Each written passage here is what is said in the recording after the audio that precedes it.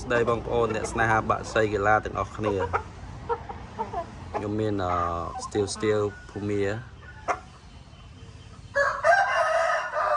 គ្រាប់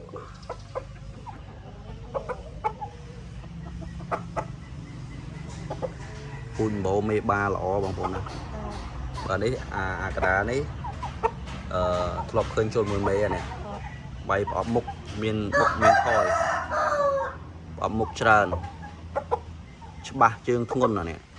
នេះធ្លាប់ឃើញចូលមួយមេម្ដងបើពួកនេះនៅឯអានេះចេះជុលប្រភេទមន់នេះចេះជុលកូនមន់ប៉ុណ្ណឹងវាយ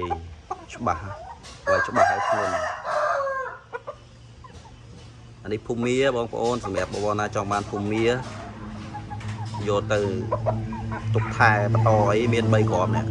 មាន4ហើយដើរតាណាមួយបាត់ហើយស្អាតសម្រាប់បងប្អូនណាចង់បានអានេះចែកជូនមួយគ្រាប់ 70000 នេះអានេះ3គ្រាប់នេះចែកជូនមួយគ្រាប់ 70000 នេះ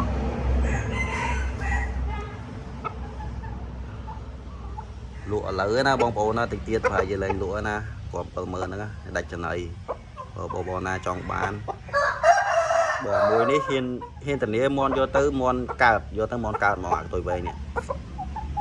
ព្រោះធ្លាប់ឃើញជើងវាជន់មួយមេហើយបងប្អូនណាចង់បានអាចតំណងមក